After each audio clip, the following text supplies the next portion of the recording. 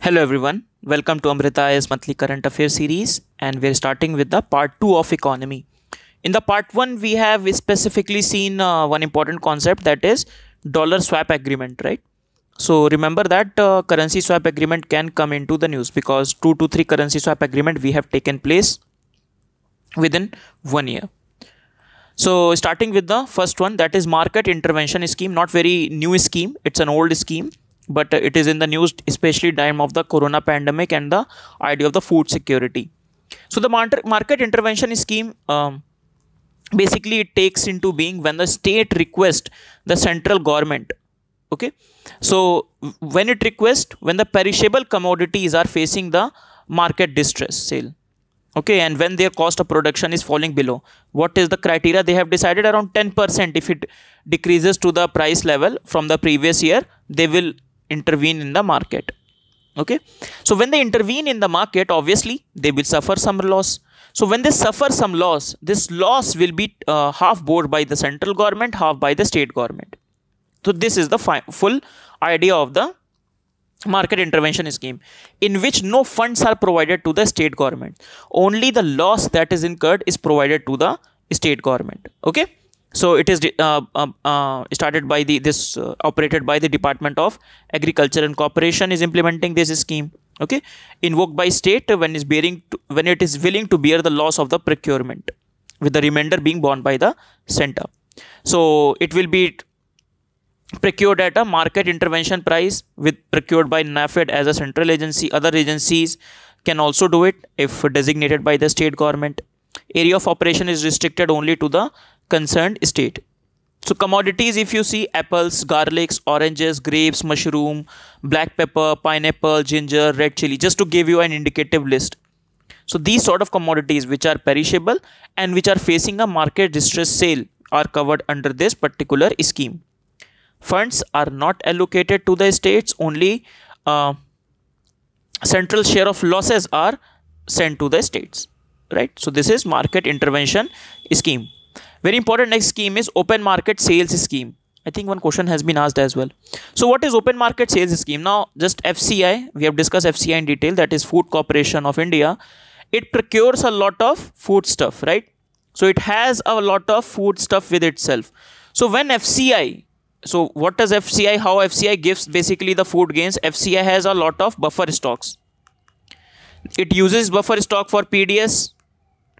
Sorry for the sound. So FCI for the PDS, a lot of PDS they give food, right? The other option is they sell it in the market. So one of the committee that we have discussed, Shanta Kumar committee, it has recommended that FCI should not create a lot of buffer which is not required, right? Rather, it should have a proper automatic liquidity window. So whenever it faces, whenever it has the buffer stock more than what is required, automatically the liquidity should kick in. Okay, so one of the operations through which it sells is food stuff, that is through the open market sales scheme. So that is their open market sales scheme. During the lockdown, NGOs and social institutions have got this food grains from the FCI depot at an open market sales scheme. I hope you get an idea. They are not free. They are sent at these, for example, rice at 20 rupees, 22 rupees per kg, wheat 21 rupees per kg. So it is not the price that is central issue price. One thing I also like to tell you, central issue price. One of my student told me.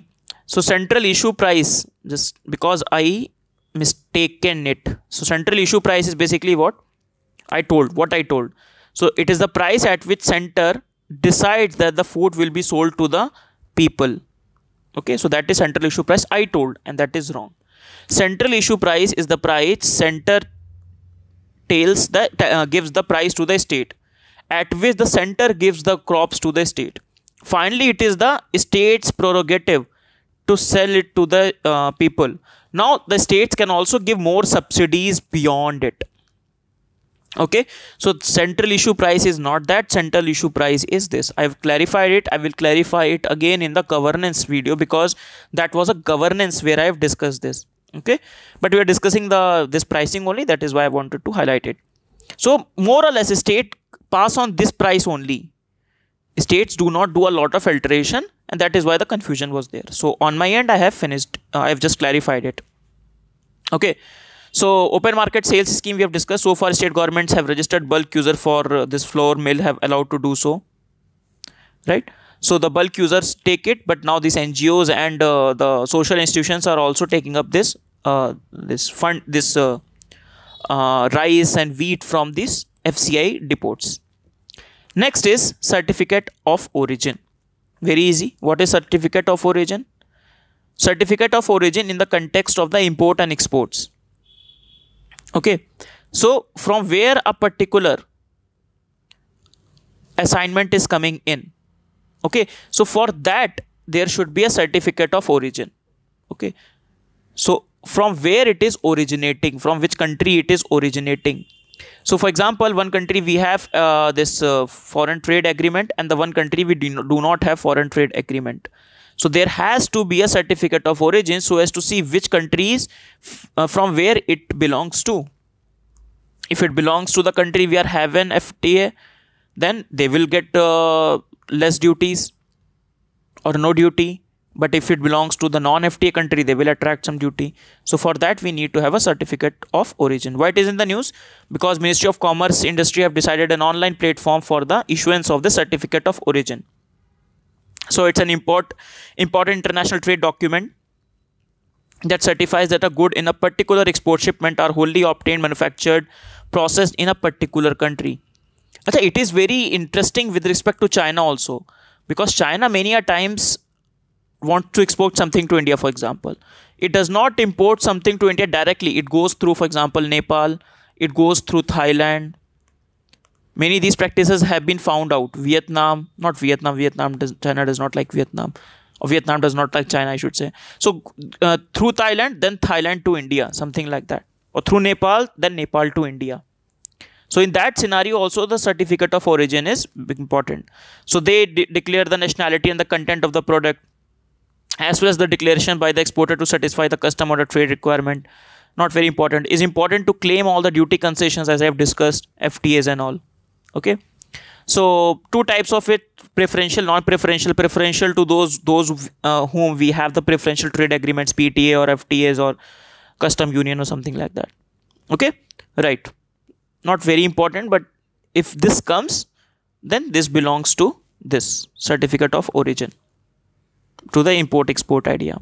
Then corona bonds, not floated, it's just an idea, not in India but in EU, European Union.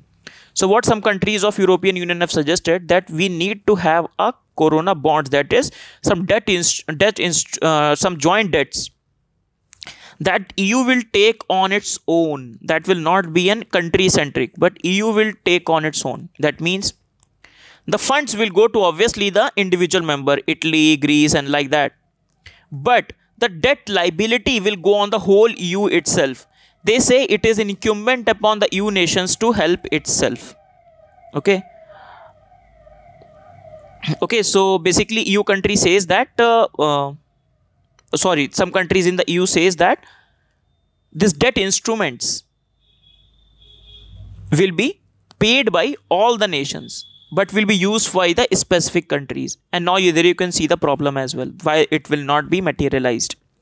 So the funds would be common and would come from the European Investment Bank. The fund will become from European Investment Bank, right? It will be mutualized debt, and this is what I was discussing, that the debt will be on all the countries, taken collectively by all the members of the European Union, but it will not be materialized because some of the countries will say why we should pay for the other country, right? So Germany, Netherlands, Australia and Finland, these four countries known as the Frugal Four. It is mentioned in the newspaper, so you need to keep that in mind. The Frugal Four, also, the fiscally conservative EU states have opposed such kind of an idea. Very interesting, or very understandably so as well, right? So it was in the news, will government issue corona bonds, and it was in the context of the EU. Next is revised FDI policy. So FDI policy, the government has revised mainly in context with the Chinese. So apart from this app ban, ban, we have also banned this. We have also revised our FDI policy that is being recommended by a lot of economists and administrators. So India has revised FDI policy to prevent the opportunistic takeover of the firms hit by lockdown. So what does this mean? For example, lockdown is there. A lot of companies are getting down. Their share rates are low. They are facing financial crunch. And in that sense, everybody thinks to take money out, or they want some sort of assistance. So now the Chinese company are coming in. Okay, we will help you, but in that case, we will take over a lot of your business. So it is called opportunistic takeover, especially in the time when many of the companies are facing heat. Can you see the modus operandi? It is similar to the debt trap diplomacy, isn't it? Which China does with many countries. For example, the example of the Hambantota in Sri Lanka, Hambantota port in Sri Lanka, that is the same case. So you'll provide a lot of loan, then they will say, okay, give us the port. Right. So the new regulations are saying that the entities which share border with India, now they wanted to do it for China, but they have not specifically called the name of China. Just like Prime Minister in his speeches, for example, whatever speeches he has given for China, he never says the word China, isn't it? So same thing is there. So they have not indirectly done for China only. So those who are sharing the land border with India, they can invest only through the government route. Now, if you remember the FDI reforms that have come in the past few years, 3 to 4, especially in the Modi government, everything is not done through automatic route, right? Everything is not automatic. Government wants to reduce this bureaucratic interface in between. Everything, okay, automatic route, no automatic route. But for these countries which are facing the land border, it will be through the government route. Okay. And it is also the case, for example, the company is not located in the China. For example, the company is registered in Singapore. But the beneficiary, for example, Jack Ma, he is a Chinese citizen. He is the resident of the neighboring country. Then also it will go through the government route. Okay. Additionally, amendment also states that transfer of ownership. If any ownership transfers take place because of some FDI. So for example, in Chinese company invested a huge FDI in one company, and because of which Chinese company is taking over the ownership of it as well. More than 50% of the shares it is taking up. Then also the government approval will be required. So the government has taken steps so as to opportunistic takeovers does not take place. Okay. So the investor from the country is not covered by the new policy, only have to inform RBI. So those which are not covered, for example, those who are coming automatic route, they just have to inform the RBI. Okay, they don't have to go to the automatic this government route. But other countries has to go for the government route. What is the context behind this as well? It is I should say, a reform in the making. So Indian Chinese private companies in India has grown since 2014 with little scrutiny. So from $1.6 billion, just one second, from $1.6 billion to around $26 billion in 2014 to 2019. This much they have grown, the investments. Then a lot of company you must know, Paytm, Snapdeal, Ola, Swiggy, Flipkart, Zomato. So a lot of these companies are having huge Chinese investments. If you see the sector wise as well, now you can see earlier they were confined to infrastructure sector. Now you can see they have diversified to many of the sectors, their investment. Energy, automobiles, consumer goods, so everybody knows. Okay, this is the mapping as well. Not very important for our exam, but just to give you an idea that how much Chinese investments are coming up in consumer goods, especially the mobiles, the TVs and everything. So this is the context in which this is being done. So just to discuss, just to reiterate, FDI in automatic versus the government route. So during the government route, we have discussed they have to take the prior approval of the ministry or the department, but through the automatic route, they just have to inform the RBI. If the investment is more than 50 billion, if the investment is more than 50 billion, then it will be going through CCEA, that is Cabinet Committee on the Economics Affair, highest decision making body when it comes to taking decision on the economic matters. So Indian government produced amendments in this FDI to prevent the opportunistic acquisition. These things we have discussed. You just need to keep an idea in your mind that which are the sectors in which FDI is prohibited. So chit funds, nidhi companies, real estate business, right? Then manufacturing, everybody knows cigar and all these things will be there. Sectors not open to private sector investments, that is atomic energy, railways, which are not open to the private investment itself, in which obviously the FDI will be prohibited. Then a very interesting story of the negative crude oil price. Negative crude oil, how it happened basically. So oil future crash happened, minus, it went to minus as well. Now everybody was curious how it happened. Initial periods in the April month itself. So there were many reasons of it. Okay, so negative price means what? The supplier has to give money. The supplier has to give money to the buyer to buy his product. Very absurd, isn't it? So I am producing oil. I am giving you oil as well as I am giving you money to take my oil. Right? That was the case in April. So the major reason was, for some producer, it was cheaper in the long run. So what were the options with them? Either to close down their production, right? Or to store. There were only two options they have. So whether to close down their production for time being to reduce the supply, or to do the storage. Both of the options were costlier than this option, right? So many worry that shutting their wells might damage permanently, because again restarting them is economically more costly. So behind it, obviously the dynamics of the demand and supply is there. So supply and demand. Let us see both the sides. So supply side, supply and demand. So first to see the demand side. Just one second, let us remove it. Yes, so supply and demand. So demand, first of all, demand has reduced. Why? Because of corona. The lockdowns happened. The movements of the ships happened, that basically does all these things. So because of that, the demand reduced. Drastically demand has reduced. All the vehicle and everything is shut down. First thing is that. Apart from that, we will discuss the forward contract expired on that very time in April month only. Forward contract means basically promise that I will buy your oil at a certain time. So all those contract expired in 23rd April, and they have to be renegotiated again. They have, every time it is being done, very routine process. But after April 23rd, nobody wanted to renegotiate again, because the demand was not there. So the demand collapsed, dramatic collapse of demand was there.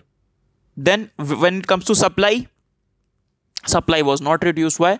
Because this OPEC plus that we have discussed, OPEC and these 10 more countries, they failed to come to an agreement to reduce the supply. They have said, no, we will keep on supplying. So when the supply is huge and the demand is reduced, what will happen? The price will crash, obviously. And in that context, they have said, okay, if the supply is too much, demand is not, the price will reduce, and the price going in negative, it is easier for us to keep producing and give us money than to store it and rather stopping the production. And that was the case. So this is, we have discussed the contract expiring in the Tuesday went the negative, that led to the demand collapse. So ultimately, for both holder of the delivery contract and for the producer, it was less costly to pay $40 per barrel and get rid of the oil instead of storing it, right? So it was that's why it was in the news. Just to discuss one important topic with respect to this only, India's crude oil profile. So India is the world's third largest consumer of oil. Third largest we are consumer. Okay. Fourth largest refiner and net exporter of the refined products. We are also the net exporter of the refined products. If you see our export basket, one of the highest valued item is refined products. So we export it to the other nations, African nations, we export to our neighboring nations. Okay. So the growth rate of India's oil consumption is increasing, is expected to surpass China in mid 2020s, and it will be doubled in 2040. Every projection now has to be revised because of the corona pandemic, but this is the case, right? So we are 80% dependent for our crude oil and around 45% for the natural gas and CNG. 70% of our oil needs are coming from the West Asia, right? GCC, Gulf Cooperation Council itself accounts for 34%. The top 5 you need to remember. The top 1 is Iraq, Saudi Arabia, Iran, Nigeria and UAE. Which is 6th one we have discussed, that is UAE, not Kuwait. So this US has surpassed Kuwait to become our 6th largest oil provider. Okay, while discussing the India-USA relationship, we have discussed this fact. Now the last topic of the discussion, relatively important one for our exams. Before starting that, let us discuss about IMF, very brief. So we'll discuss, that is IMF quota. So how IMF, in IMF there is not one country and one vote. Okay, so the country's vote or country's contribution to the IMF is decided by the quota. And how this quota is calculated, it itself has a formula. For example, a country is one country is there, country 2 is there. So country 1 versus country 2, how those be compared on basis of this formula. So first of all, 50% of the GDP, 30% of the country's openness, 15% economic viability and 5% to the international reserves. So these are the 4 criterias. Then within the GDP, how the GDP, what GDP will be calculated? We have 2 types of GDP, one on the market exchange rate and second on the PPP. So China on PPP is the largest economy in the world. Okay, so 40% contribution from the PPE and 60% from the market exchange rate. And based upon these quota, the countries have the quota. For example, United States has 17.6, India has 2.76, China has 6.41, based upon these factors. Okay, so I hope you have read this IMF quota and everything. Just for revision sake, we are doing. So based upon it, you can see the recent one. So based upon this, the GDP 1, PPP GDP, openness, variability and reserves. Based upon these factors, they have decided, okay, this will be the quota. What role quota plays? So role of the quota is, for example, subscription, how much money, financial resources a member is obliged to provide to IMF. So how much money one country provides to IMF depends upon this quota. So US obviously provides the largest fund to IMF. Voting power, that determines how much quota you have, determines the voting power. Then access to financing as well. Okay, so just to very quickly see, so according to the quota, country deposit their money into the IMF. IMF also gives some sort of interest rate to the companies as well, these countries as well, very less, but 0.5%. Then a lot of money IMF have, it lends the loan, very less, 1.5%, let's assume. Around this much the interest rate of the IMF to the needing countries. So based upon this, they lend these money to the countries. When they lend these money to the countries, then in between they also take up the profit. Now, not all the money. For example, USA has 17% quota. USA has 17% quota to give to the IMF. Now, some of the money it will keep, around 25% of the money it can keep in its own forex reserve. This is about India's forex reserve. So around 25% of the position, it is called reverse tranche in India's forex reserve. So it is around 25% of India's contribution to the IMF. Okay, that India can use it. So it is not in addition to it. For example, India has this much quota. So this much money, 25% money, India can keep in its own forex reserve. So this is the reverse position in IMF. So based upon the quota, we have seen around 17% quota is there, and that decides the voting power. That decides the voting power, 17.46 to 16.52%. Similarly, India 2.76 to 2.64%. Similar figures. So the voting is decided by the quotas every country has with themselves. How this quota, this money is represented is by its term, a currency created by the IMF, or I should say de facto currency created by the IMF. It is not a currency, remember, that is SDR, special drawing rights. So those are special drawing rights of IMF. It is not a currency. It is an international reserve asset. So basically the money provided to the IMF is represented, you can understand it, is represented in terms of SDR. That is it. So in 1969, IMF has created this international reserve asset to supplement countries' official reserves. So how this value of SDR is created? It is based upon the 5 currency, we will see. So based upon these 5 currency, the value of SDR is determined. So for example, how much one SDR is equal to. Okay.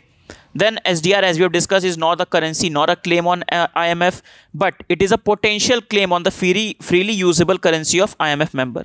So we can use these SDRs, okay, which is our own investment into the IMF. You can say like that. So SDR can only be held by a member country, not by the individuals. SDR allocation is a low-cost method by adding to the member nations' international reserves. We have discussed that. And SDR are used by the IMF to make the emergency loans, are used by the developing countries to shore up their currency reserves without the need of borrow at high interest rates or run current account surplus at the detriment of the economic growth. So IMF, whenever a country takes loan from the IMF, for example, recently Pakistan has taken a loan on the IMF. So it is taken loan on the IMF from the, in the terms of this SDR that are there from the IMF to the Pakistan. So this is how the SDR value is taken out. It depends upon the 5 currency. One question has been asked as well. Every currency has its weight. Not every currency had an equal weightage. So dollar 41%, euro 30%, Chinese yuan 10%, yen 8.3%, and pound sterling 8%. So based upon that calculation on 28th August, this was the price. So 1 SDR is equal to $1.41, $1.4. This is the exchange rate finally of SDR comes. So that SDR can be converted into the dollars, then the dollar can be converted into the rupee, right? Now, why it is in the news? Why this all story we have discussed? Story of SDR, story of this quota, that is very static. I hope you have read in your economy or in international affairs. So why we have read all these things? Why? Because in the G20 summit, it was decided that the IMF will invest or inject around $500 billion of money into the international system. So IMF will do it. So you can see issue of the large equity by IMF in the form of the SDR. It is said to be one of the measures to be taken to help out in this corona crisis. IMF said, okay, we will do it, but we require the permission of all the member countries that are there. Now US has said no. US and India have opposed this move. They have their own reasons, but they have opposed this move. Now the issue is, now IMF has made the similar move in 2009. You can see they have injected around $250 billion of the SDR in the market. Now one issue is there. Whenever the IMF will issue this amount of money, for example 500 billion, this money will not go. This is not a discretionary fund. Okay, 500 billion will go to Pakistan, $100 billion will go to India. No, this is not discretionary in nature. You can read it here. Since a fresh issue of SDR must be distributed according to each country's quota, means out of the 500, 17% of it will go to the USA. And that is not a discretion, that is a procedure. Okay, then for example 2.6% will go to India. Now here you can see the problem. IMF says we want to improve the liquidity, but you are giving money to what? Only the top 20 countries. We will see that. So that is one of the objections of the United States. And from that objection stems from the India's objection as well. So India is not supporting the general allocation of the new SDR by the IMF because it feels that it might not be effective in easing the COVID-19 financial pressure. Okay. This is an Indian newspaper's heading that US and India have failed the developing world. Why?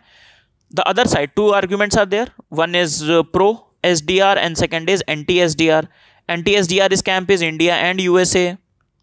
The pro people are saying that this money can go to the developing countries because developing countries need much needed liquidity. We have seen that RBI has reduced this mutual fund facing crisis, NBFC facing crisis, banks facing crisis. So this money will go to these institutions to provide much needed liquidity, isn't it? But on the other hand, India as US have blocked it. So what is the reasons?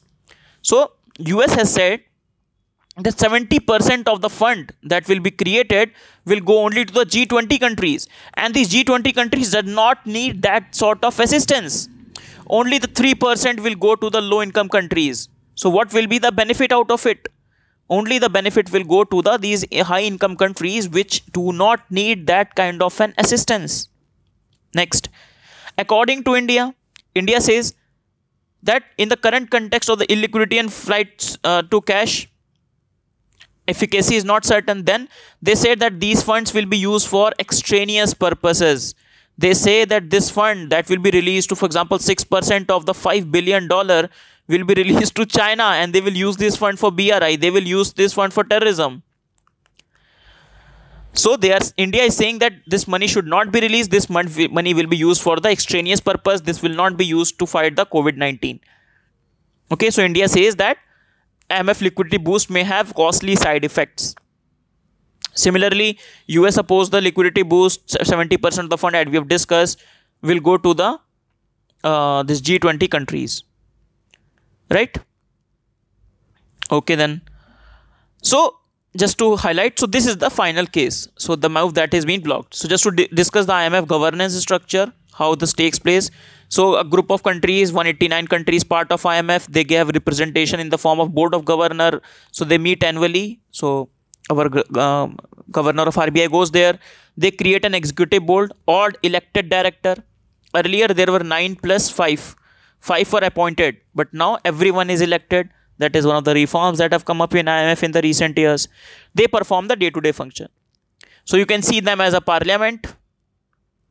Just one second. You can see them as parliament. These are as parliament. These as the cabinet, and these managing director can be seen as the IS officer. So for example, Christina Georgieva is the managing director of the IMF currently, and then the staff is there. So US and India have blocked the move. Okay, so let us see the previous year question. So first is remember how the question can come. The question can come, the recently proposed IMF SDR liquidity or new SDR, something like that. So option, it is discretionary or not, because the biggest problem, the US has said that it is not discretionary. It has to be given according to the quota, and the question, basic question on the quotas can come as well, because they have not asked a question on quotas as such in UPSC. So question can come on this as well. So let us see 2010 question. Which of the following is treated as an artificial currency? So it is SDR. Very easy question. Artificial currency but not a proper currency.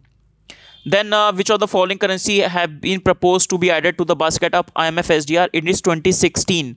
Then it was proposed for the renminbi to be, for example, yuan or renminbi of Chinese currency to be added, and that later on it was added. Okay. So this is the questions related to the very easy questions you have seen. So that's the end of the session, everyone. Let us quickly revise what we have discussed. We started with the discussion on market intervention scheme. We have discussed that it is when market intervention price, the states procure the perishable commodities which are not covered under the MSP, obviously, and at the state's request it takes place when the states also takes up the losses that occur along with the central government. Then open market sales scheme, we have discussed FCI. In a open market, sells its own whatever it has procured from its buffer stocks. Then certificate of origin, corona bonds in EU, we discussed, right? Then we discussed revised FDI policy, and then what is the context, how Chinese incursion has taken place in the FDI sector, and the multi-dimensional what we say diversified investment of China, not only in one sector. Then negative price of the crude oil, how it happened actually, and lastly India's crude oil profile, and lastly we have discussed in detail about this IMF. So remember this quota thing can come also, and about this IMF liquidity boost that is in the news. India and US have been criticized by the Indian economist as well. In fact, Indian governor himself has said that we can go for this move because it will give also the India's 2.7% of the $500 billion supply. So it itself can be very good boost for that also. Okay. So with this we finish our economy. So we have finished the April month. April month is done, right? And with the next video of May month economy, we will finish the May month as well. Okay. See you in the next class, everyone. Bye bye for now. Thank you.